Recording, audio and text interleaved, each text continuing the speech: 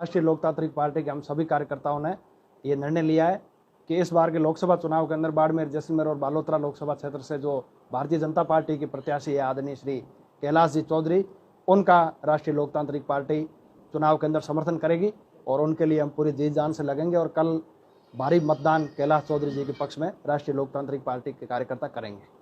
तो आपके जो सुप्रीमो है उन्होंने कांग्रेस से गठबंधन किया है, यहाँ बीजेपी जी, के साथ है, क्या देखिए कारण है, उससे क्या मैसेज है? देखिए, निश्चित तौर पर गठबंधन राजस्थान के अंदर हुआ है, राष्ट्रीय लोकतांत्रिक पार्टी इंडिया अलायंस का हिस्सा है, लेकिन बाड़मेर जिले के जो कांग्रेस के बड़े नेता है वो हमेशा से गठबंधन के विरोधी रहे और उन्होंने गठबंधन को रोकने का काम किया और हमारी राष्ट्रीय लोकतांत्रिक पार्टी को तोड़ने का काम किया।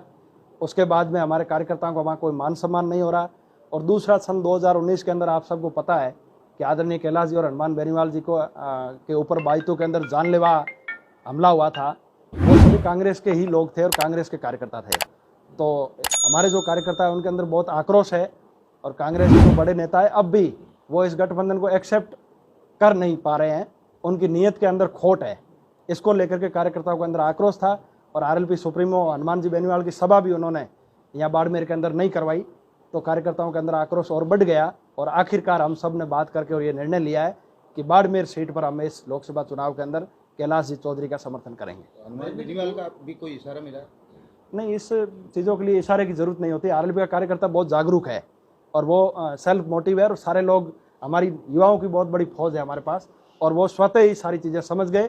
सभा जब नहीं हुई तो उन्होंने ऑटोमेटिकली समझ लिया और हम लोग हमारे हिसाब से ही अपने तरीके से समर्थन कर रहे हैं। कुछ दिन पहले आप कांग्रेस के जो प्रत्याशी हैं उनके समर्थन में सभाएं कर रहे थे और अब बीजेपी को समर्थन करना है, क्या ऐसी बात हुई? क्या आपने कांग्रेस के नेताओं को कहा कि हनुमान बेनीवाल को बुलाया जाए या ये पहले कोई बात आपने की? देखिए, नामांकन के समय हम जरूर गए थे, उस समय उन्होंने हनुमान जी की फोटो लगाई थी और ये बताया था कि हनुमान जी आ रहे हैं, तो कार्यकर्ताओं को सबको ये लगा कि वो नामांकन सभा में आ रहे होंगे। लेकिन उसके बाद धीरे धीरे ये बातें सामने आई कि ये लोग आरएलपी को ख़त्म करना चाह रहे हैं और कांग्रेस के जो नेता है उनकी मंशा ठीक नहीं है और वो आरएलपी को बाड़मेर के अंदर नेस्तानबूद करने की प्लानिंग कर रहे हैं।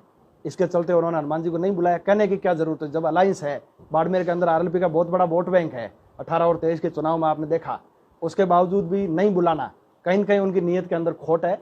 इसलिए कार्यकर्ताओं में आक्रोश है और हम भारतीय जनता पार्टी के प्रत्याशी कैलाश जी का समर्थन करेंगे। क्या ये बात आपने हनुमान बेनीवाल से पहले की कि हम लोग जो है बीजेपी को समर्थन करने में? होती रहती है, पर इसमें कोई बात करने की आवश्यकता ही नहीं है। तो ये आप कह रहे हैं कि आरएलपी को कमजोर करने की कोशिश की जाए, कौन कर रहे हैं? बाड़मेर के कांग्रेस पार्टी, बाड़मेर कांग्रेस के बड़े नेता, और अब तो देखो उमेदवार भी कांग्रेस उनके साथ चले गए।